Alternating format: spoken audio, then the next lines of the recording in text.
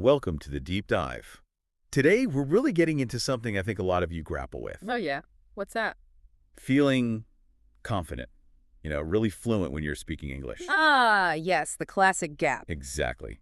You might understand tons, read fine, even write okay, but actually speaking, it can feel like a whole different challenge. It really can. It's like knowing all the rules of driving, but being nervous behind the wheel. That's a great way to put it. Oh, yeah. So we're looking at insights from the English Speak podcast today. They have some really solid ideas on improving spoken English. Yeah, they do. It's interesting how understanding vocabulary and grammar doesn't automatically translate to smooth speaking. Different skills entirely. Totally. That awful moment where the words are right there in your head, but they just won't come out, or you freeze up worrying about mistakes. Been there. So our mission, basically drawing on what the English Speak podcast suggests, is to pull out some practical things you can actually do. Actionable strategies. Right. To build that confidence, get the words flowing no matter, what level you're at right now. Okay, so where do we start? What's the biggest hurdle, according to them? Well, they dive right into the core issue. Which Is fair. fear. Simple as that. Yeah, that makes sense. Fear of what, specifically? All sorts, really. Fear of making mistakes, definitely. Fear of people judging you, maybe laughing. Or just not being understood at all. That blank stare. Exactly. It's like this internal editor just shuts you down. And that leads to a really crucial point they make about fluency itself. We need to kind of redefine it, right? Absolutely. We get this idea that fluency means perfection, like sounding exactly like a native speaker, no errors ever. Which is unrealistic for most learners and maybe not even necessary. Right. The podcast really stresses this. Effective communication isn't about being flawless. It's about getting your meaning across. So an accent is okay, a grammar slip here and there. Totally fine. You can still be a brilliant communicator with those things. It's about connection, not perfection. And this ties into how people often learn, doesn't it? Focusing too much on, say, grammar rules. Yeah, you hit it.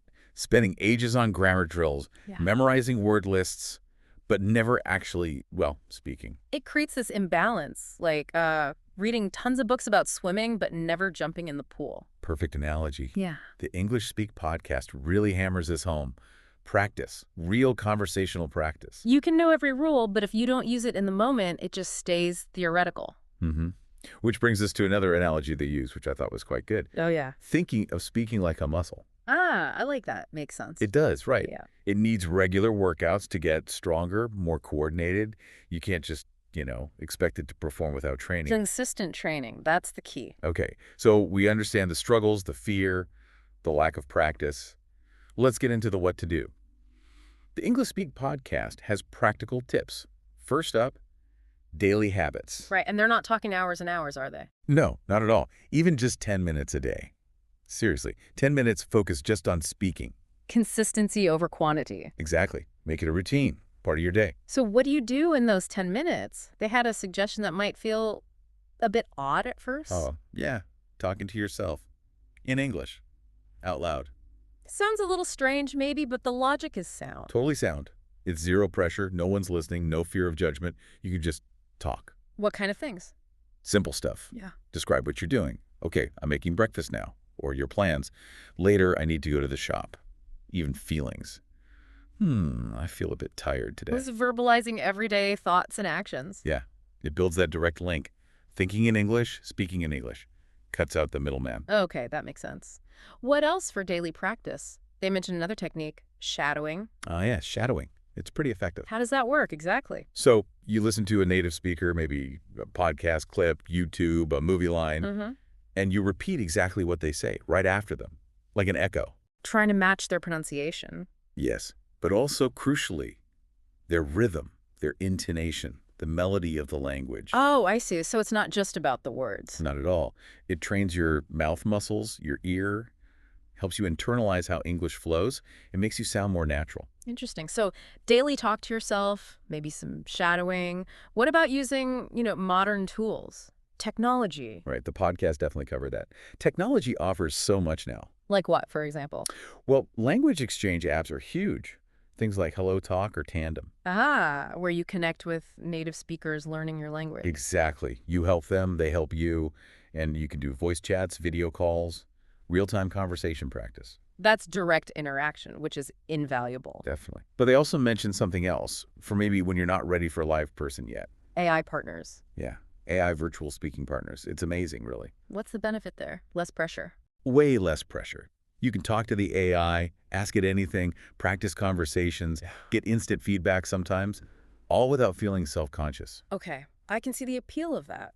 Pressure-free practice. And another tech tip they had was pretty simple, actually. Oh. Recording yourself, just using your phone's voice recorder. Ooh, that can feel awkward, though, listening back. It can. A little bit cringy at first, maybe, Yeah. but it's so useful. How so? You can really hear your pronunciation, notice grammar mistakes you keep making, check your pacing. You become your own coach, in a way. And I suppose you can also hear your progress over time. Exactly. You listen back to recordings from weeks ago and think, wow, I actually sound better. That's huge for confidence. Absolutely. Okay, so daily habits, using tech. What about the actual content of what we're saying? They had a point about words versus phrases, right? Yes. This is a really key strategy. Learn phrases, not just single words. Why is that better for speaking? Think about it. If you learn, I'm interested in, or can you tell me more about no? You have these ready-made chunks. Like sentence starters. Pretty much. Building blocks. It's much faster than trying to piece together every sentence from individual words on the fly. Reduces the mental effort. Like having Lego pieces already stuck together in useful shapes. Great analogy. It just makes constructing sentences smoother, quicker. And related to that, idioms and expressions. Yeah, they touch on that too. Learning things like, it's not my cup of tea, instead of just, I don't like it. Why bother with those? Are they essential? Maybe not essential for basic understanding, but they make you sound so much more natural, more authentic. Like you get the nuances of the language. Exactly. Native speakers use them all the time. Plus, they make conversations more colorful, more engaging. It shows a deeper connection to the language and culture. Okay, makes sense. So phrases and idioms help with fluency and naturalness. What about finding people to practice with? Communities. Crucial point from the podcast. Social interaction is vital. Why is it so important for speaking specifically? Well, language is inherently social, right? Speaking communities give you real context, spontaneous situations you can't easily simulate alone. And you get to hear different accents, different ways of saying things. Totally. Plus, everyone's there to learn. It normalizes making mistakes, which takes the pressure off. So where do you find these communities? They suggested looking for English-speaking clubs, maybe locally, or online Facebook groups, Reddit forums, Discord servers dedicated to language learning. Lots of options online now. Loads. Or even just making a small group with friends who are also learning, like a WhatsApp group where you only speak English. That's a neat idea. Low-stakes practice. And they had a tip for people who feel really shy about jumping into live chats immediately. Oh, yeah. Start with voice messages, send recordings instead of typing. Ah, so you get time to think first. Exactly. You can compose your thoughts, maybe even practice saying it once or twice, then record. It's a good stepping stone to live conversation. Good tip. Okay, so interacting is key. But even with practice, that nervousness, it can still creep in. How do you build actual confidence? Yeah, the podcast addressed that directly. Preparation helps a lot. Preparing for what? Specific conversations. Yeah, common topics. Things you talk about often: work, hobbies, family, where you live. Think about them in English beforehand. Maybe jot down some keywords or phrases. Or even a little outline. Just having some ideas ready makes you feel more in control when the topic comes up.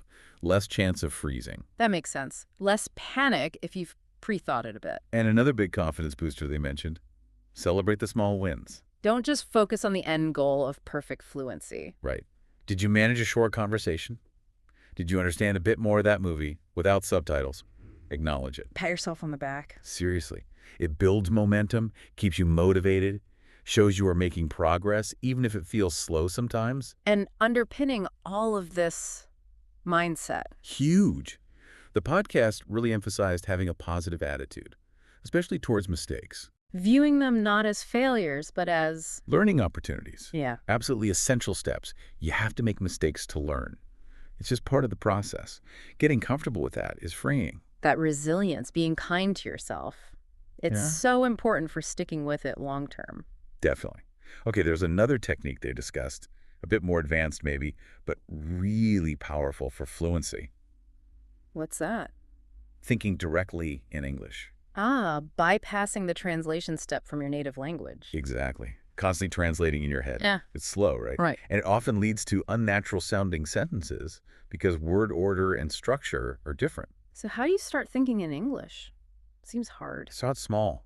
The podcast suggested just naming objects around you, in your head, or even quietly out loud. Chair, table, phone, keys. Building direct word-object links. Right. Then gradually move to simple thoughts. I need coffee. It's raining today.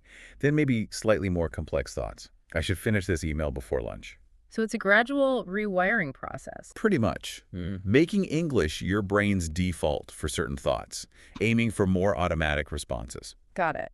Now, the podcast also had a reality check about how long this all takes. Oh yeah, super important message. This isn't an overnight thing. No quick fix for fluency. None. It takes time. Consistent effort over time. Yeah. Like marathon training, not a sprint. But they stress that consistency is key, even small amounts. Yes. Those 10-15 minutes a day we talked about. Way better than cramming for hours once a week and then burning out. Little and often adds up. It really does. And another crucial piece of advice they gave. What was that? Don't compare yourself to others. Ooh, that's a hard one. We all do it. We do. But everyone learns differently, at a different pace. Your journey is yours. Focus on your own progress, not someone else's. Just keep going at your own speed. Exactly. And keep it enjoyable. Find ways to engage with English that you actually like. Music, movies. Yeah, reading things you're interested in, talking to people. Make it part of your life, not just a chore. That definitely helps with staying motivated. For sure. Okay, finally, the English Speak podcast. Wrapped up with some fun ways to practice speaking. Make it less like study, more like play. Always good to have fun with it. What did they suggest? Role-playing. Like pretend you're ordering in a restaurant, or checking in at an airport, or even doing a mock job interview. Practice for real-life scenarios. Yep, with friends, or even just by yourself. And language games. Like what? Things like 20 questions or would you rather? Mm. That get you thinking and speaking spontaneously in English. Forces you to come up with stuff on the spot. Good practice. Another idea was storytelling. Just pick a random topic and try to tell a short story about it in English. Woo, creative. Practices flow and vocabulary. Right. And then they had a really bold suggestion for people who want to take it further. Go on. Start your own podcast or a YouTube channel. Wow. In English. Yeah, about something you love, your hobby, whatever. That's immersive. Planning, recording, maybe editing. All in English. It's a serious commitment. But talk about solidifying your skills. You're creating content, sharing ideas, all using your spoken English. That would definitely push you. For sure. So, wrapping up this deep dive based on the English Speak podcast, the big takeaway. It's a journey. Requires consistent effort, a positive attitude. And crucially, not letting fear stop you. Right. Embrace the mistakes. See them as essential learning tools, not failure. Absolutely. Don't let that quest for perfection silence you. Just speak. Get the words out. Learn from the wobbles. Your voice in English matters, whatever your level. Using it is how you improve. Exactly. So the real question for you listening is, which one of these ideas, just one maybe, are you going to actually try? What's your next step starting today?